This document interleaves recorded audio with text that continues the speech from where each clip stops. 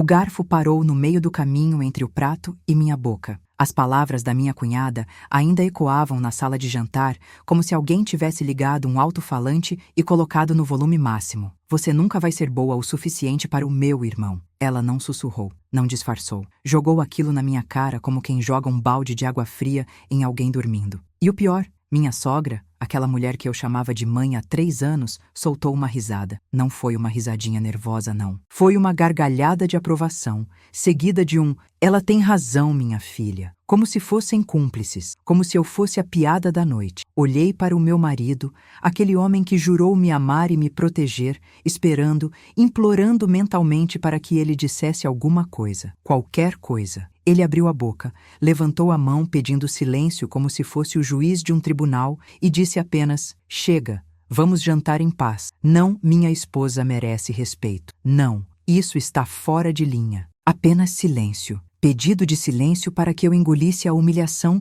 junto com o purê de batatas que tinha levado 2 horas para fazer. Respirei fundo. Meu coração batia tão forte que eu conseguia ouvir o sangue pulsando nas minhas têmporas. Mas não chorei, não gritei, não quebrei nada. Limpei a boca com o guardanapo, dobrei ele com uma calma que eu nem sabia que tinha e me levantei da mesa. Todos me olharam como se eu fosse explodir. Minha cunhada com aquele sorrisinho vitorioso nos lábios, minha sogra com as sobrancelhas arqueadas esperando o show, meu marido com cara de "não vai fazer uma cena, né?" Mas eu só peguei minha bolsa, calcei meus sapatos e saí pela porta da frente. E nenhum deles, absolutamente nenhum deles, esperava a ligação que eu faria no dia seguinte. Mas antes de continuar, preciso fazer um pedido que vem do fundo do meu coração. Se você está ouvindo essa história e sentindo aquele aperto no peito porque já passou por algo parecido, por favor, deixe seu like e se inscreva no canal. Cada like me mostra que não estou sozinha, que existem outras mulheres que entendem essa dor. E me conta nos comentários, de que cidade você está me ouvindo? Quero saber quem está aqui comigo nessa jornada. Agora, deixa eu te contar como tudo começou. Porque esse jantar não foi o primeiro ataque. Foi apenas o último que eu estava disposta a engolir. Conheci meu marido há 7 anos. Foi daqueles encontros de cinema, sabe? Ele esbarrou em mim numa livraria, derrubou minha pilha de livros e ficou 15 minutos me ajudando a juntar e se desculpando. Era engraçado, atencioso, tinha aquele sorriso meio torto que me fazia rir mesmo nos piores dias. Namoramos 3 anos antes de casar. 3 anos maravilhosos onde eu conheci uma versão dele que parecia perfeita. Ele me apresentou à família no 6º mês de namoro. A mãe dele foi educada, mas sempre sentia aquela frieza, aquela distância de quem te analisa de cima a baixo procurando defeitos. E a irmã, minha futura cunhada, ela me recebeu com um abraço que durou 2 segundos e um sorriso que não chegou nos olhos. "Então você é a namorada do meu irmãozinho", ela disse, enfatizando o meu como se estivesse marcando território. Na época eu achei estranho, mas relevei. Pensei que era coisa da minha cabeça, que eu estava sendo sensível demais. Como eu estava enganada. Os primeiros 6 meses foram tranquilos. Ela era educada na minha frente, sempre com aquele sorriso politicamente correto. Mas comecei a notar pequenas coisas. Quando meu marido falava de mim, ela mudava de assunto. Quando eu chegava, as conversas entre eles cessavam abruptamente. Ela ligava para ele todos os dias, às vezes 2, 3 vezes por dia. E ele atendia sempre. Sempre, mesmo que estivéssemos no meio de um jantar, de um filme, de uma conversa importante. "É minha irmã, amor. Só vai ser 1 minutinho." Mas nunca era 1 minutinho. Eram 15, 20, meia hora de ligação onde ele saía para o quarto para falar com mais privacidade. Quando eu perguntava sobre o que era, ele dizia: "Coisas de família, nada demais." E eu acreditava, porque confiança é isso, não é?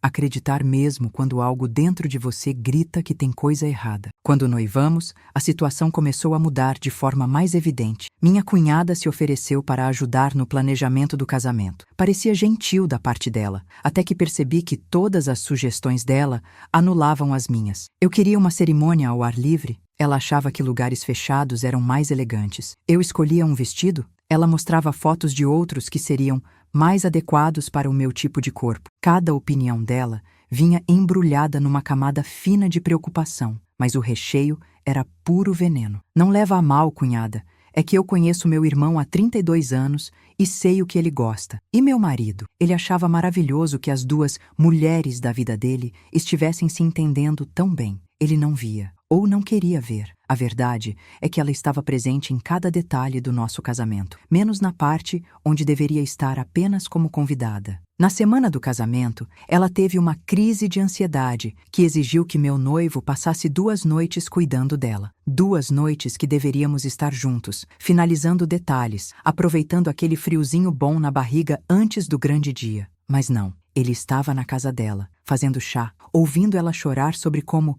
tudo estava mudando tão rápido e como ela não sabia se conseguiria lidar com ver o irmão casar. Na época, eu engoli. Pensei, ela está sendo sincera sobre os sentimentos dela. Eu preciso ser compreensiva. Que idiota eu fui. No dia do casamento, ela usou um vestido branco. Não era branco gelo como o meu, mas era branco o suficiente para causar aqueles olhares de reprovação das convidadas mais velhas. Quando alguém comentou, ela fez questão de dizer bem alto: é que eu e meu irmão sempre tivemos essa conexão especial. Hoje, é quase como se eu estivesse perdendo uma parte de mim. E chorou. Chorou tanto que meu marido teve que sair da nossa mesa para consolá-la, no meio da festa, enquanto eu sorria para as fotos fingindo que estava tudo bem. A lua de mel foi o único período de paz que tivemos. 2 semanas no Caribe sem telefone dela tocando, sem mensagens questionando onde ele estava, com quem, fazendo o quê. Eu vi o homem que conheci na livraria voltar. Ele era leve, engraçado, presente. Fizemos planos, sonhamos com filhos, com a casa que íamos construir juntos. Eu pensei, pronto. Agora que casamos, ela vai ter que aceitar e dar um passo para trás. Voltamos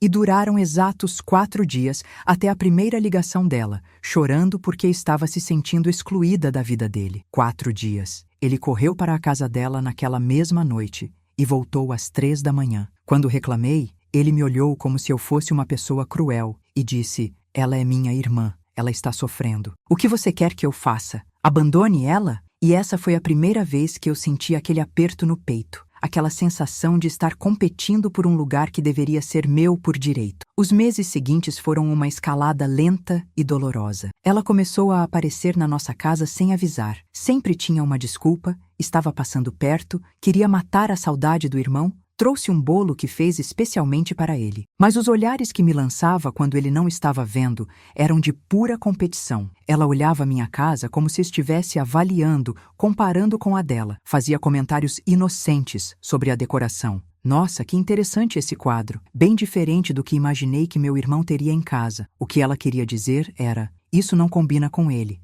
Você não o conhece como eu. E o pior, ela sabia cozinhar. E fazia questão de trazer marmitas para ele toda semana. É que eu sei que ele adora esse prato, e como você trabalha tanto, pensei em ajudar. Toda vez que eu preparava algo diferente, vinha o interessante esse tempero, bem diferente de como nossa mãe fazia. A gota d'água antes daquele jantar infame foi no aniversário dele. Eu planejei durante um mês uma festa surpresa. Convidei amigos, família, decorei a casa inteira, encomendei o bolo favorito dele. 3 dias antes da festa, ela ligou para ele dizendo que tinha planejado um jantar íntimo só para a família no dia do aniversário. Jantar que ela não tinha comentado comigo, obviamente. Quando eu disse para meu marido que já tinha organizado tudo, ele ficou sem graça. Amor, é que ela já reservou o restaurante, já convidou todo mundo, não posso desmarcar agora, ela vai ficar muito chateada. E eu não contava? Minha festa surpresa com 1 mês de planejamento não contava? Tentei argumentar,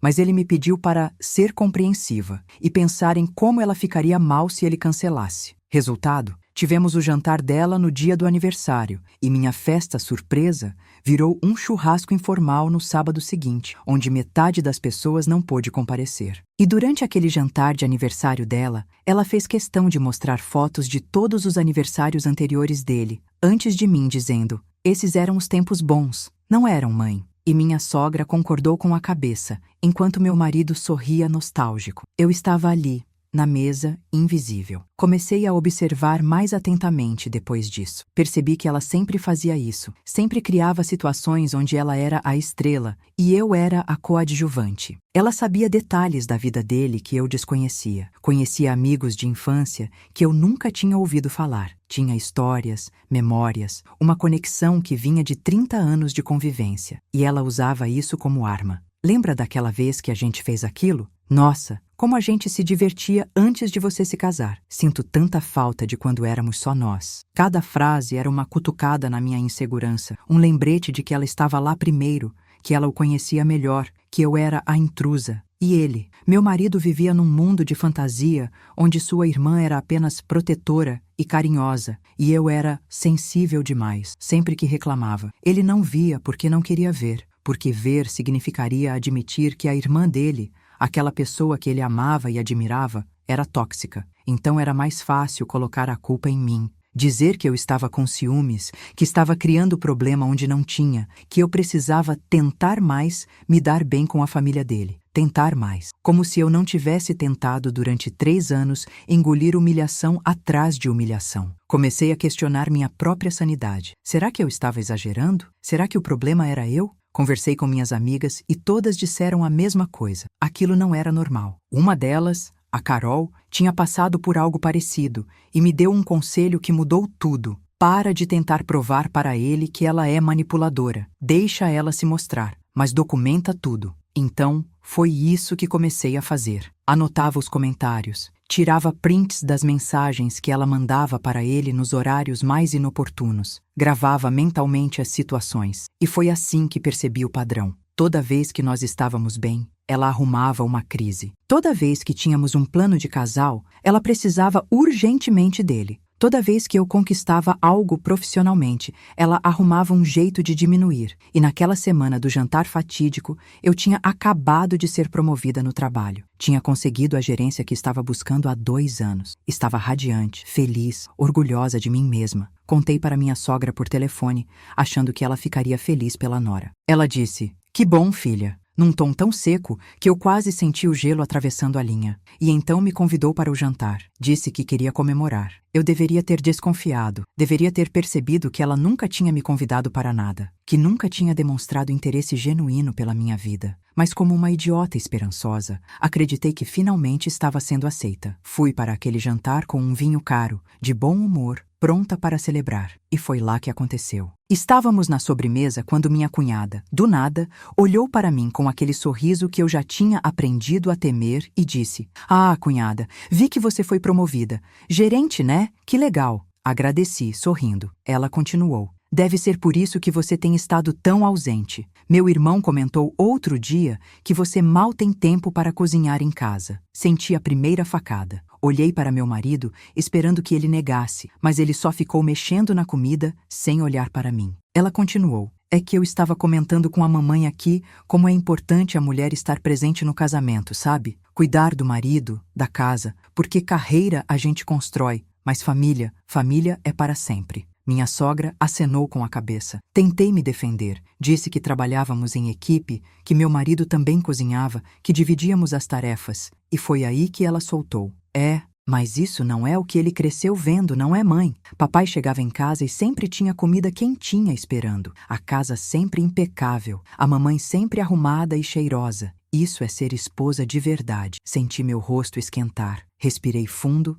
e disse calmamente que tempos diferentes pediam casamentos diferentes, que mulheres trabalhavam, que isso era normal e saudável. E então ela soltou a bomba: "Você nunca vai ser boa o suficiente para o meu irmão." Silêncio. Aquele silêncio pesado, sufocante, onde você consegue ouvir o barulho do próprio coração quebrando. Esperei ele defender a esposa. E minha sogra riu e disse: "Ela tem razão, minha filha." Meu marido levantou a mão pedindo silêncio. Só isso. E naquele momento, alguma coisa dentro de mim não se quebrou. Ela se endureceu. Cristalizou numa determinação fria, calculista. Levantei da mesa com uma calma que assustou até a mim mesma. Peguei minha bolsa, calcei meus sapatos e saí daquela casa sem olhar para trás. Dirigi até em casa em piloto automático. Não chorei durante o trajeto, mas quando cheguei, quando fechei a porta e me vi sozinha naquela sala que decorei com tanto carinho, aí as lágrimas vieram. Não eram lágrimas de tristeza apenas, eram de raiva. Raiva de ter aguentado tanto tempo, raiva de ter duvidado de mim mesma, raiva de ter permitido que me fizessem sentir pequena. Meu marido chegou 2 horas depois. Entrou com aquela cara de: "Vamos conversar sobre isso racionalmente." Tentou me abraçar, mas eu me afastei. Ele suspirou e começou: "Amor, você precisa entender que minha irmã está passando por um momento difícil. Ela está com problemas no trabalho, O namorado terminou com ela mês passado. Ela está frágil. Frágil. Ela estava frágil, então podia me humilhar? Perguntei isso a ele. Perguntei por que a fragilidade dela era mais importante que meu respeito. Ele disse que eu estava exagerando, que ela não quis dizer daquele jeito, que minha sogra estava só brincando. Brincando. Olhei para ele e pela primeira vez em 3 anos de casamento, vi um estranho. Um homem que escolhia validar a crueldade da família dele em vez de proteger a esposa. Disse a ele que ia dormir no quarto de hóspedes e que precisava de tempo. Ele tentou argumentar, mas algo no meu olhar o fez recuar. Naquela noite, deitada naquela cama fria, tomei uma decisão. Não ia me rebaixar ao nível dela, não ia fazer cena, não ia gritar, ia fazer algo muito melhor, ia usar a própria arma dela contra ela, a aparência de perfeição. No dia seguinte, acordei, me arrumei para o trabalho e antes de sair, peguei meu celular e fiz a ligação. Não liguei para minha sogra ou para minha cunhada. Liguei para alguém que eu sabia que tinha todas as informações que eu precisava, a ex-cunhada do meu marido, a primeira esposa do irmão mais velho. Ela tinha se casado na família 3 anos antes de mim e o casamento durou apenas 8 meses. Na época, todos disseram que ela era louca, dramática, que tinha inventado coisas sobre a família. Agora, eu precisava ouvir a versão dela. A ligação tocou 3 vezes antes dela atender. Alô? Sua voz era cautelosa. Oi, Paula. Aqui é a esposa do irmão. A gente se conheceu naquele churrasco ano passado. Silêncio do outro lado. Eu sei quem você é. O que você quer? Respirei fundo. Quero saber a verdade. A verdade sobre por que você saiu daquela família. Ouvi ela suspirar. Um suspiro longo, cansado. Você está pronta para ouvir? Estou. E então, ela começou a falar. E cada palavra dela era como se alguém estivesse contando minha própria história. A cunhada possessiva, a sogra que sempre estava do lado da filha, os comentários velados, as comparações com mulheres de verdade, as crises convenientes, a sensação de estar competindo por um espaço que deveria ser seu. Ela fez com você também, não foi? Paula perguntou. Não era uma pergunta, era uma afirmação. Ela fez. E ontem eu percebi que não aguento mais. Paula riu, mas era uma risada sem alegria. Eu tentei avisar as pessoas sobre ela. Tentei contar para os amigos, para a família do meu ex. Ninguém acreditou. Disseram que eu era louca, ciumenta, problemática. Levei anos de terapia para entender que o problema nunca fui eu. Conversamos por quase 1 hora. Ela me contou detalhes que pareciam saídos da minha própria vida. Como a cunhada dela sempre arrumava um jeito de estar presente nos momentos de casal. Como ela sabia exatamente quais botões apertar para fazer o irmão duvidar da esposa. Como a sogra era a plateia perfeita, sempre validando, sempre apoiando, sempre tornando a esposa na vilã da história. Ela já fez isso antes, Paula disse. Teve uma namorada séria antes de mim. 3 anos de relacionamento. Terminou porque a menina não aguentou mais a pressão. E teve outra depois de mim, noivaram e ela conseguiu desfazer o noivado 2 meses antes do casamento. Eu não tenho provas concretas, mas tenho certeza que foi ela. Senti um frio na espinha. Quantas mulheres ela destruiu? Todas. Todas as que ameaçaram o reinado dela sobre o irmão. E ela é boa no que faz. Nunca deixa rastros muito óbvios. Sempre tem uma desculpa. Sempre é a irmã preocupada. Sempre tem a mãe do lado dela validando. É um sistema perfeito. Agradeci a Paula pela honestidade e ela me disse algo que ficou ecoando na minha cabeça o dia inteiro. Se você for confrontar ela, não vá sozinha. E não vá sem prova. Ela vai te fazer parecer louca. E sua palavra contra a dela e a da sogra, você perde. Sempre. Desliguei o telefone e pela primeira vez em meses sorri. Não era um sorriso de alegria, era um sorriso de quem acabou de encontrar o mapa do tesouro. Se ela jogava com provas e testemunhas, eu ia jogar também. Mas ia jogar melhor. Os próximos dias foram de observação silenciosa. Não briguei com meu marido, não reclamei da família dele, fui a esposa perfeita e compreensiva. E enquanto isso, fui coletando. Coletei as mensagens que ela mandava para ele às 2, 3 da manhã. Coletei os áudios onde ela chorava, dizendo que estava se sentindo substituída. Coletei os prints de conversas no grupo da família, onde ela fazia comentários passivo-agressivos sobre mim. Toda vez que ela ligava e ele saía do quarto para atender, eu anotava horário e duração. Toda vez que ela aparecia sem avisar, eu documentava. E então comecei a fase 2 do meu plano. As testemunhas. Marquei um café com a melhor amiga da minha cunhada. Sim, aquela mesma que sempre estava junto dela nas reuniões de família. Fui simpática, disse que queria entender melhor minha cunhada para melhorar nossa relação.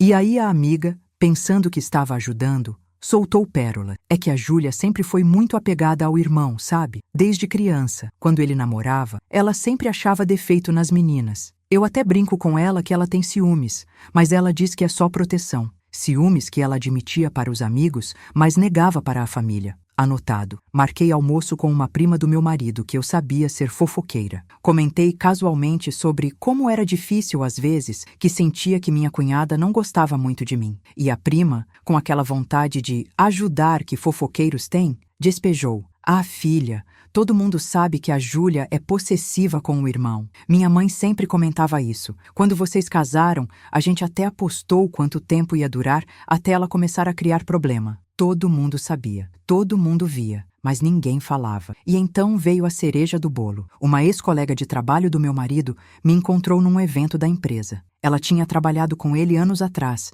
e depois de alguns drinks, soltou. Nossa, que bom que você ainda está casada com ele. A gente achava que não ia dar certo por causa daquela irmã grudenta dele. Ela ligava no trabalho todo dia, às vezes 2, 3 vezes. Uma vez ela apareceu lá fazendo escândalo porque ele tinha esquecido de atender o telefone dela. Agora eu tinha tudo. Testemunhas, documentos, um histórico. Mas eu precisava do momento certo. E esse momento chegou 3 semanas depois daquele jantar infame. Minha sogra ligou para meu marido dizendo que ia fazer um almoço de família. Nada de especial, só para a gente se reunir. Meu marido me olhou com aquela cara de cachorro sem dono, esperando que eu dissesse que não ia. Mas eu sorri e disse, claro, amor, vamos. Ele ficou surpreso, aliviado até. Achou que eu tinha superado, pobre ingênuo. Nos dias que antecederam o almoço, fui a nora perfeita. Liguei para minha sogra oferecendo ajuda. Perguntei para minha cunhada se ela precisava que eu levasse algo. Fui doce, educada, tudo o que elas esperavam que eu fosse. Podia sentir a confusão delas. Minha cunhada até perguntou para meu marido se eu estava bem, se não estava agindo estranhamente. Ele disse que eu estava finalmente entendendo a importância da família.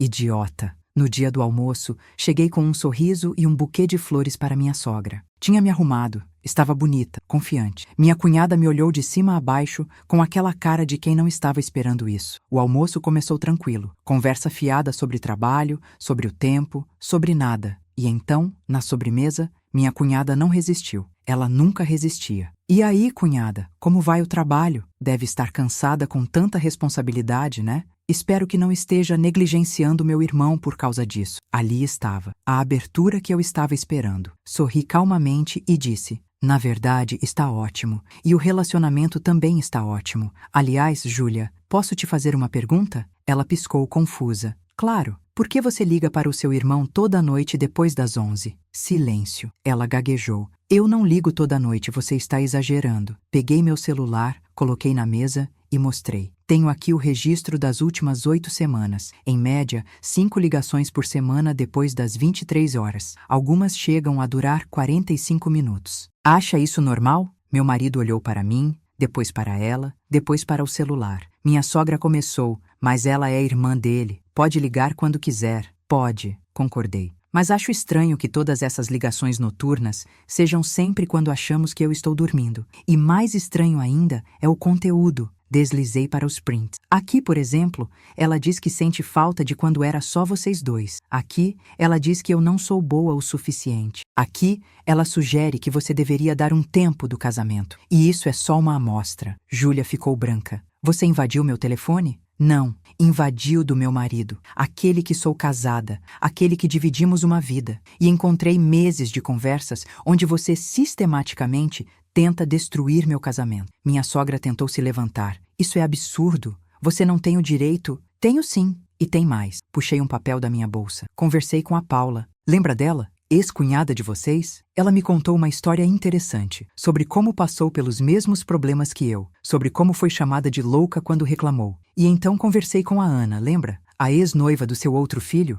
Mesma história, mesma pessoa causando problemas, mesma dinâmica. Olhei diretamente para minha cunhada. Você tem um padrão de destruir relacionamentos do seu irmão porque não consegue aceitar que ele tenha uma vida própria. Júlia estava tremendo. Você não sabe do que está falando. Eu só cuido do meu irmão. Não, você o controla. Você manipula situações, cria crises convenientes, faz ele duvidar das parceiras, tudo para garantir que você continue sendo a mulher mais importante da vida dele. Isso não é amor, Júlia. Isso é possessividade doentia. Minha sogra bateu a mão na mesa. Você não vai falar assim com minha filha. Eu vou sim, porque alguém precisa. E vocês? Olhei para minha sogra. Vocês alimentam isso, validam o comportamento dela, apoiam as manipulações, fazem as esposas do seu filho parecerem loucas quando elas ousam reclamar. Vocês duas são um sistema perfeito de destruição.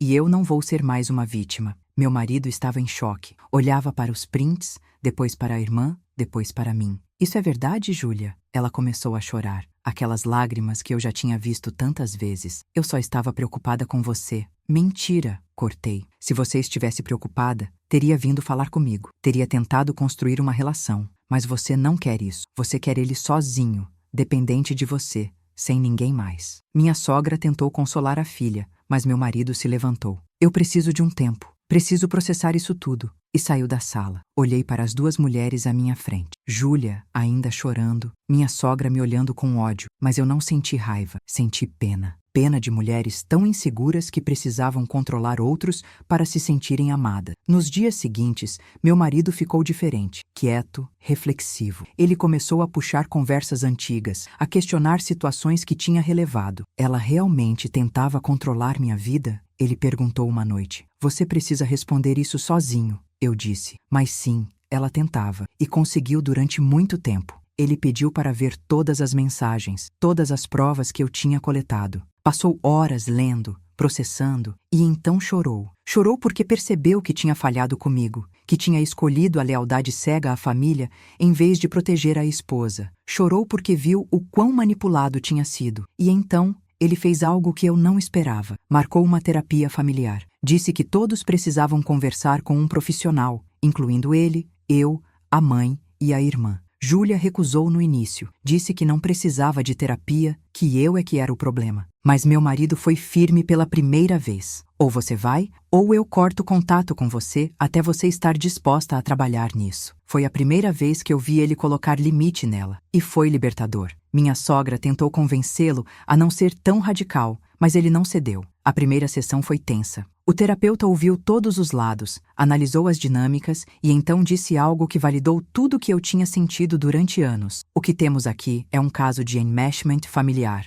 Júlia, você criou uma dependência emocional doentia com seu irmão que está prejudicando não só o casamento dele, mas também seu próprio desenvolvimento como adulta. E senhora, ele olhou para minha sogra. Você permitiu e alimentou esse comportamento porque o via como amor, mas na verdade é controle. Foram 6 meses de terapia, 6 meses difíceis, dolorosos, onde muitas verdades vieram à tona. Júlia revelou que tinha medo de ser esquecida, que nunca tinha aprendido a ter uma identidade fora de irmã-do. Minha sogra admitiu que tinha criado uma dinâmica onde validava a filha porque era mais fácil do que confrontá-la. E meu marido? Ele percebeu que tinha sido tão manipulado que tinha perdido a capacidade de pensar por si mesmo quando envolvia a família. Aprendeu a dizer não. Aprendeu que amar a irmã não significava permitir comportamento destrutivo. Aprendeu que sua primeira lealdade agora era comigo, sua esposa, e não com a família de origem. Não foi um processo linear.